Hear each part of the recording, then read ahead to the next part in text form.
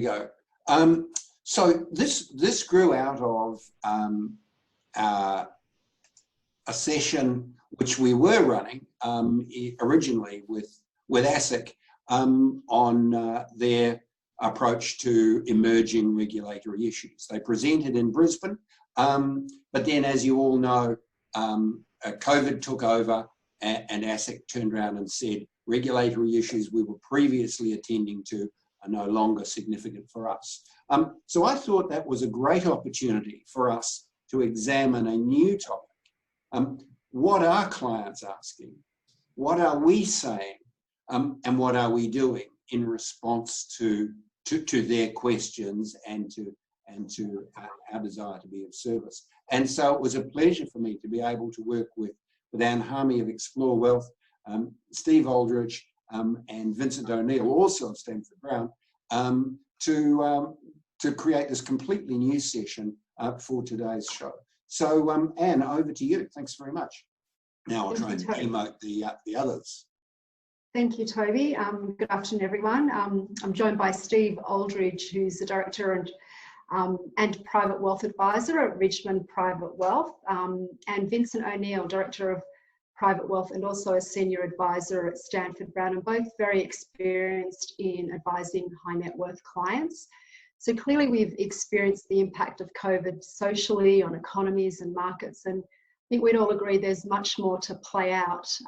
But what's really clear is the tremendous value of advice during this time, and that's both the human element and, you know, being able to act to deliver for our clients and yours. And in this session, that's what we'll focus on: client engagement and how we're responding during this period, and also what we need to be thinking about as we head towards an uncertain future. So if I can start with you, Steve, what has been the focus of your engagement with clients, and what are the main areas that they're wanting you to address? I guess it's been different to what it can be at different times in the investment cycle, but I think our main engagement in recent times has really been, this is really a scary thing for a lot of clients on the health side personally, and what does it mean for them, their family, for business clients, what does it mean for their business? And so whilst, yes, there's been an impact on portfolios and investments, and we talk through that with them, it's not really the main thing they want to talk about.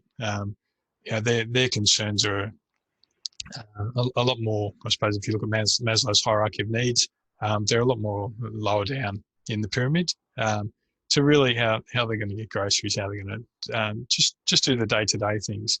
And having long-term relationships with clients, I guess we're a good point of contact for them to talk through those issues and just help them navigate, because some do feel quite alone. Vincent, are you experiencing a similar situation with your clients? Yes, certainly. Thank you, Anne, and thank you to Toby and the team at IMAT for the chance to invitation to join today. I very much echo Steve's comments. There's definitely two aspects to this. So there's one aspect which is the financial side of things, and that has a lot of symmetry with what we've seen in the past. We've clients focused around their cash flow needs for the months ahead, some of the fears around the losses that might yet be to come. We always find that the fears of potential future losses far exceed some of the emotional reaction to what's already happened, and even the outlook on specific assets in the portfolio. But similar experiences were really, this is a human crisis that we're dealing with right now, and it takes, you know, some very simple elements to it and some much more complicated. I think at its simplest stage, you've got grandparents separated from grandchildren for a period of time. They're not able to play their usual role in being the family babysitter and other things, and that's really hitting people quite hard. We then have, you know, things that are greater sources of stress. Perhaps I was talking to one client this morning where their children operate four pubs across the Southern Highlands, and they're all closed, and they're just thinking about, well, how are they going to be able to make it through the months ahead? When can they get back into operation? And obviously we see the banco de parents come into play many times, and they are the lender of first resort. Again, at a time like this, where if the children have been stood down or other family members are facing difficulties, they're going to do naturally what any family member wants to do. They want to provide them assistance. And again, our job is trying to help them through the cash flow needs of how they do that while not disrupting, I guess, their long-term plan too heavily. Yeah, and so I think, we've clearly been through this before with other crises, especially the GFC, and managing clients through that. So what's different this time around that you'd like to highlight that's impacting the way that you work with clients? Sure. So I guess the difference this time, the GFC, I think a lot of clients blame the finance profession, and there's probably some justification in there at some level. So this time it seems to be quite different. Obviously, it's a health crisis with the financial impact.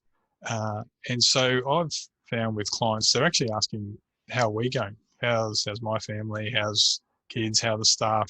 So it's almost we're alongside them through this journey.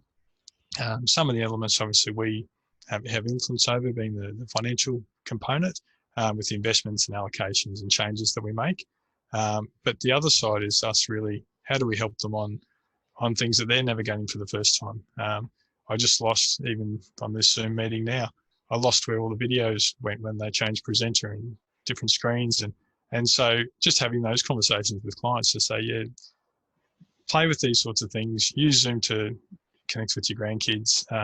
And it is clunky, even I've practiced with some clients to get them up and running. And some of those things that they really are important, and I think people find they're more important than money when they really take a step back and say, well, what really matters? The fact that a portfolio might be down 5-10%, or the fact that I want to connect with my grandkids, as Vincent mentioned. Yeah. And what do you think, Vincent? Yeah, look, again, I agree. There's definitely that element to it. They want to find out how this is impacting you, your family. I've got 3 children under 10, which creates every bit of a fiasco in the background. Thankfully, my wife's been good enough to take them out for a quick walk while we try to do this. But you're talking to people and they're all going through the same situation. So there is a sense of we're all in this together, and we just got to battle through it, and hopefully we get out the other side sooner rather than later. I think from a business owner manager perspective, there's all that business continuity planning element to this as well. So we're really keen to get on the front foot to explain to clients, even though we've got these heavy restrictions around our abilities potentially to access the office or operate elements of our business as we usually would, it is still business as usual. So we operate from the cloud. Our staff, have laptops where they're able to go home and essentially plug back into our database as they would have if they were in the office. Yes, there's definitely been a bit of clunkiness that we work our way through it, but interestingly now, 3 or 4 weeks in, people are sort of quickly finding their groove. And if you could just probably send the kids back to school, they might be every bit more productive operating in this environment. And clients are understanding of that. And it's interesting, even looking at things like meetings, people are outside their comfort zone, as Steve mentioned. They're trying to do the Zoom meetings, but they're getting a little bit excited by the fact that they try it and it works, and they're getting a rapid upskilling in some of their technology focus. So there's some positives that will come through this, as well as all the disruption. Yeah, and I think it's just changing the way we work with clients, but it's probably going to have a lasting impact going forward. We might be shifting things in the way we do business with clients, the way we engage with them. Do you think that will be the case for your businesses? Yeah, I think for sure. There's certain elements that we started to use, the DocuSign, the started with Zoom meetings, and but this has really forced that to obviously get implemented across everybody now. Things like Know Your Client. Obviously, there's been some recent changes there, which is great. So new clients that we haven't even met face to face, we can actually bring them on board with all the online products and platforms and the like. So that side's been positive. I was talking to a client yesterday who he flies around an enormous amount, and he just wanted to practice with Zoom. And so we're booked in to do some practice, because he can see that going forward, he could actually probably half the flights that he does and do a lot of meetings via Zoom. So yeah, I think it's going to have an enormous impact. I don't imagine we're going to go back. Yes, I totally agree as well. I think a big focus of our industry in the past has been around the review meeting or the progress meeting, and a lot of the work that you do is sort of funneled around that or focused. That's the big crescendo to what you do. And that's because the clients, particularly if they're retired, maybe get dressed up, come into the office, we deliver a big extensive document to them, we walk them through it, we get the full update on their family and what's happening in their world, and it all sort of circles around that. And what we found, because I guess things have been so disruptive from a market's perspective, that we want to do much more regular updates. So we're doing a lot more ad hoc meetings or catch-ups with our clients to discuss specific issues. They can pretty much be organized at short notice because we can do it, over the phone or over Zoom or Microsoft Teams, depending on what works best for them. And everybody's actually getting a lot out of the process. So for even some of our advisors that have been going through onboarding new clients, which you think at a time like this might be incredibly difficult, but where they'd usually have maybe 1 or 2 meetings on the way through to cover off as many items as possible, they're maybe having little 5 to 15-minute meetings to cover off a specific topic, make sure that they've got it nailed, and then move on in the process.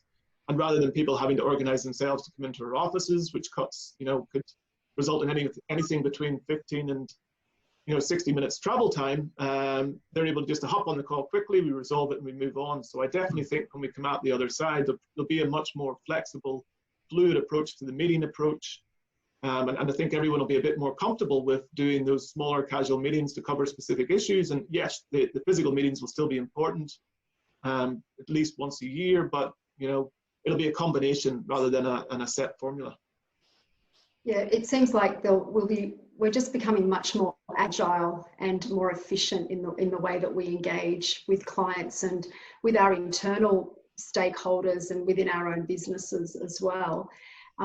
If I just want to move to investments, and clearly since the GFC, a lot of businesses have adopted managed accounts into their business models for the implementation benefits and the efficiency benefits there. So we've talked about clients and client engagement, and that's the human element of advice. But if we turn to implementing investment decisions and what you're actually doing in your day-to-day with portfolios, because clearly you're both advocates and adopters of managed accounts in your respective businesses, what are you actually doing, and how have you found this period of time different to maybe what you've experienced in the past? Sure. So I guess I was fortunate enough to be working in a business through the GFC that used an individually managed account. So I had the benefit at that stage as well. I can't imagine not having that sort of solution in a business. You do meet people from time to time, and they're still doing the SOAs and doing the changes once a year or once a half year, and I just can't imagine doing that. Having asset consultants engaged that are across the different allocations and to proactively make the decisions and implement them straight away. And then our role is communicating with the clients what's been done, why it's been done, and getting that out in a timely manner as well. So clients are seeing that they're paying us to look after their money and make decisions. We're doing that, and we're reporting back to them in a timely manner. And my personal view is that's what people expect from advisors. And when they're paying money and outsourcing money, they expect it to be actively managed as opposed to sort of every 6-12 months. That's my opinion. Others may differ. Vincent, and what's your experience been? Yeah, it's very similar to Steve. Not fortunate enough to be operating under a discretionary environment back in GFC, so we definitely had a time, there was a number of assets that we wanted to switch, and I remember the process, even though we were a smaller business at that time, of sending out 300 plus emails to clients with recommendations of certain adjustments around the fixed income part of the portfolio and a few other areas. And then relying on, or basically going to hit the phone to chase the people up to respond to those emails as quickly as possible. And inevitably a few people were bushwalking or on a cruise somewhere out of reach, and the changes that you wanted to get made couldn't get made in the timely fashion that you wanted, and it was really just a poor client outcome and a poor client experience. And inevitably they said to you, well, if we're ever in that situation again, we'd love you just to go ahead and make the change. But we had to explain that just wasn't a possibility, and it was one of the main drivers of why we wanted to go adopt a discretionary or managed account solution. Excuse me 2 seconds.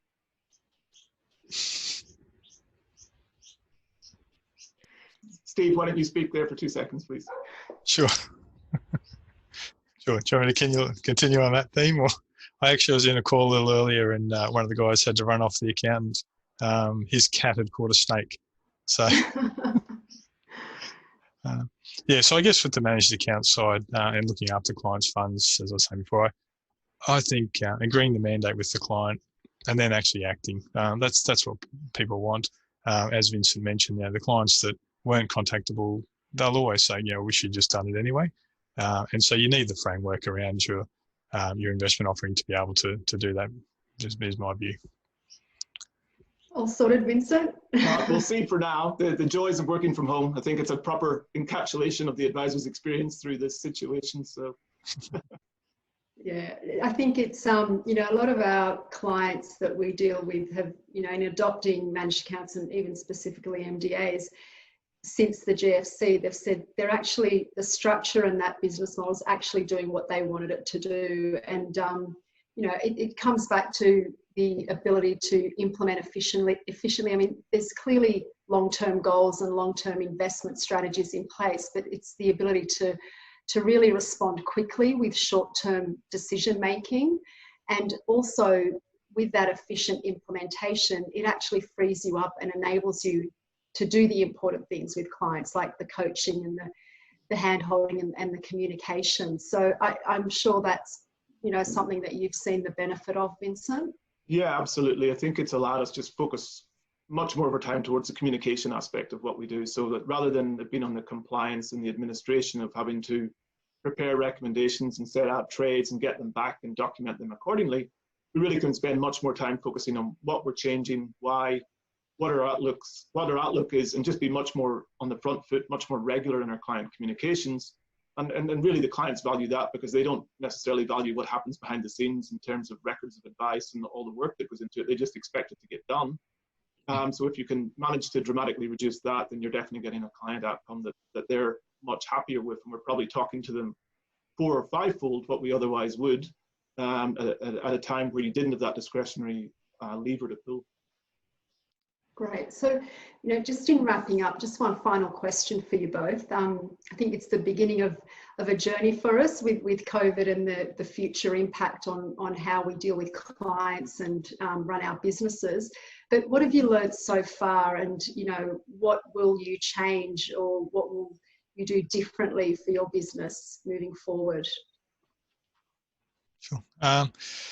So I guess we'd started down a path of a bit more online interaction with clients and with administration platforms, setting up accounts so we could do it remotely. And so we sort of started down that path, but did we have a complete focus? Probably not. And this has really honed that for us. And I think the fact that clients are embracing this and having to, no matter what their role is, even if it's just talking to family, they're having to get used to these sorts of mediums. I really see it'll be the way we move forward. We'll embrace more and more these sorts of interactions to make them more regular. Because the annual meeting, I think those days are sort of passing. Clients want to interact more often than that, and this enables us to do the shorter interactions on topic, and then meetings are generally shorter as well with clients. Whereas if they do come into town, you've got to kind of make an hour and a half for the meeting, even if it doesn't need to be. Just because they made the effort to come in. Right. Vincent? Yeah, very similar story. I think it will be that evolution of our interaction with the clients. I think the one positive out of this is that we would probably have been more keen to evolve our approach to meetings, but for clients, they would be very comfortable in the traditional way of doing things. Well, unfortunately, they've been shaken out of that, and they've been forced to sort of upskill themselves a little bit in trying different things, and they're actually realizing that they like it. So I think it'll definitely then make us be much more creative in how we run those meetings. So rather than it being the bigger than Ben-Hur, twice a year type meeting, we'll make the smaller meetings should be more regular, probably more on specific topics, more innovative, and then you can still have that pinnacle meeting a year around the review. But let's get a bit smarter of what we can do with these more regular, shorter sort of catch-up meetings, and make for a much better client experience as well.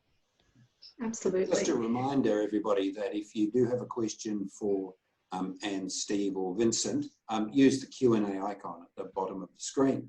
I have a question which concerns the way you're handling the sort of the fear aspect of clients' experience at the moment, the fear of uncertainty, and the degree to which mean, we touched on this a little at the start, but the degree to which that's dominant in their thinking about the service that you're each providing to them.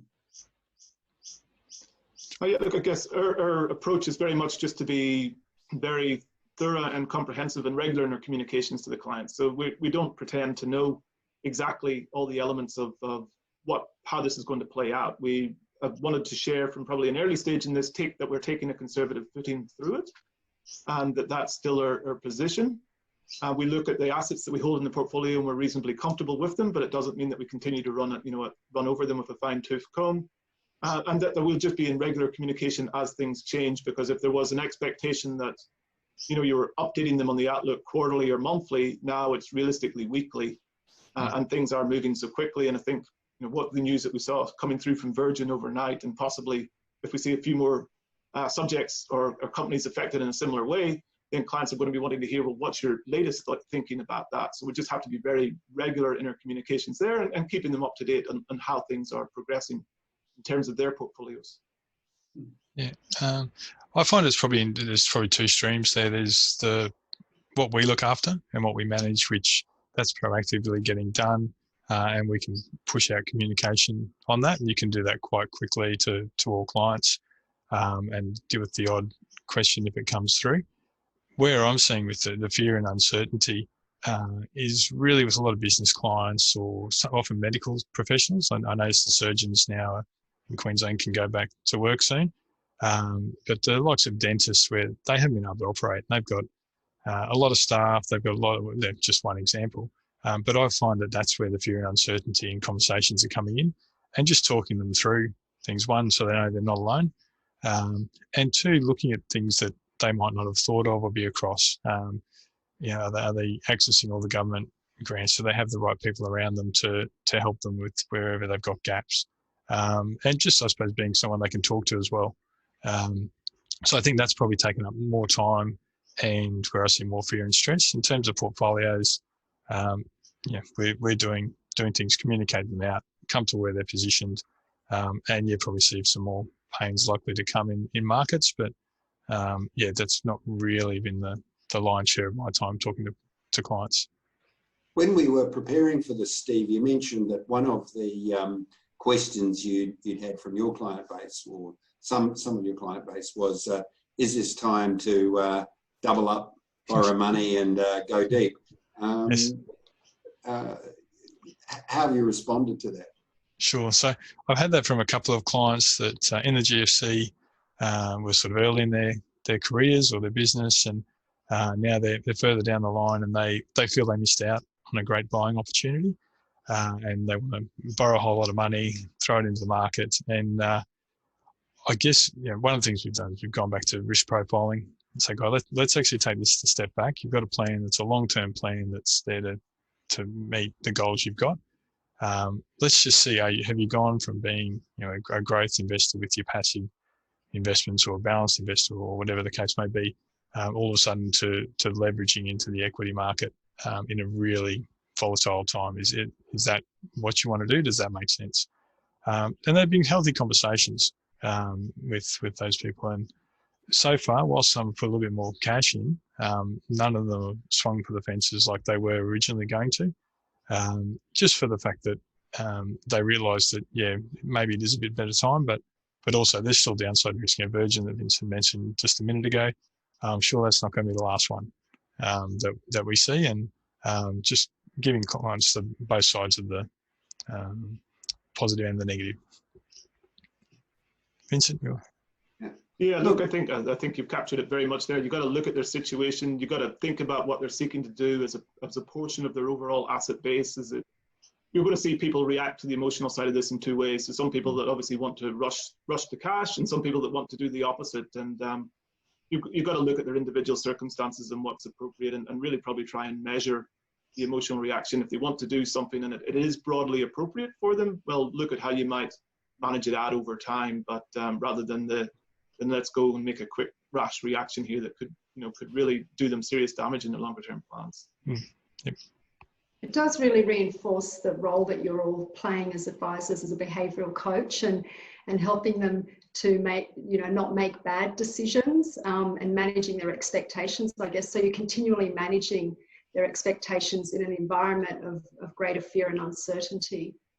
Oh, I think that is the simple, greatest job of an advisor, is to manage clients' expectations through anything. And I think that helps them psychologically deal with what's to come. So when we're communicating to clients now and talking about just a cautious footing and our concerns around the economic data that might be to follow, the shutdown, it is about helping prepare clients for the fact that this could get quite a bit worse before it gets better, and making sure that our plans sort of reflect, well, this is how you're going to get through this in terms of cash flow and other things, so that they're not making those worst case judgments at the worst possible time, which is inevitably, if the emotion overruns them, what would happen. The day that you're most likely to jump to cash would be the day that's probably the worst possible day to do so. So it's really about trying to manage their expectations, so hopefully you don't get that reaction. And a final question before we wrap up, which is within your own business, what have you're both running wealth management businesses. What have you learned about your own wealth management processes, and how you can improve the process you bring to bear on those tasks? So I guess this is one we probably knew a little bit about leading into this. So the investment side, very comfortable. The review side and how digitally we deliver that, how automated that is. That's one that I guess when you're in your office and if you're preparing a printed out pack, you can cobble together all sorts of different things and bind it nicely and hand it over. As soon as you're doing it digitally, you really need to have that polished in a way that can be presented online. You don't want to be jumping between documents on screens and the like. So I guess for us, it's something that's been on the radar to make it better. And this has forced us to really make that a project now, just to make it so that that's a really good experience from the client side, and it doesn't look like we're fumbling between screens. And Vincent, I mean, you've got one of the more talented chief investment officers in the country. I think a lot of elements of what we do, it lends itself quite well to this environment. There's a lot of our private wealth processes, document production, different things are heavily automated. So we're able to basically continue with a lot of it as we did before without too much disruption. Obviously, it's no longer as Steve indicates, the beautifully bound pack. It's now a PDF version of it, or in a few cases, it is printed up and mailed out in advance. But a lot of that's been able to continue unaffected. From an investment perspective and the communications there, it's just about tailoring them to we did away with, as one example, or we used to write a Friday email to clients. It was a little bit more lighthearted. It was a mix of market updates and other things, as well as a little bit of humor and other things. And we actually decided early on in this that it was probably not appropriate to continue to write that in its current form. It just was a time for probably a more serious, a little bit more measured tone. So we adjusted it to be somewhat more markets focused, but we'll adjust that back again in time when we feel that that's appropriate. And it's just about trying to get the tone of your communication right, the empathy of your communication right for the situation that the clients are going through. So we'll know that Ashley has heard the bell ring when the tone of the weekly communication. Yeah, when the funny videos come back, then we're 100% along the market. Yeah. Look, Anne, Steve, Vincent, thank you very much, and also to Bianca, Jonathan, and Lisa from our earlier session. It's been a pleasure for us to be able to host this today. There've been well over 200 of you in these two sessions, and that's been, I think that's one of the hallmarks of the opportunities that virtualization has created for us. Tomorrow we have two very interesting sessions. Martin Morris from Praemium will be talking about research which they've conducted with one of IMAP's favourite research houses, Business Health, into the efficiency dividends that managed accounts bring. And then from a completely different field, the theme of the series is professionalisation. What does it mean for advice businesses? And I thought it would be interesting to go to another profession and get lessons from them. Well, the oldest profession is currently under lockdown.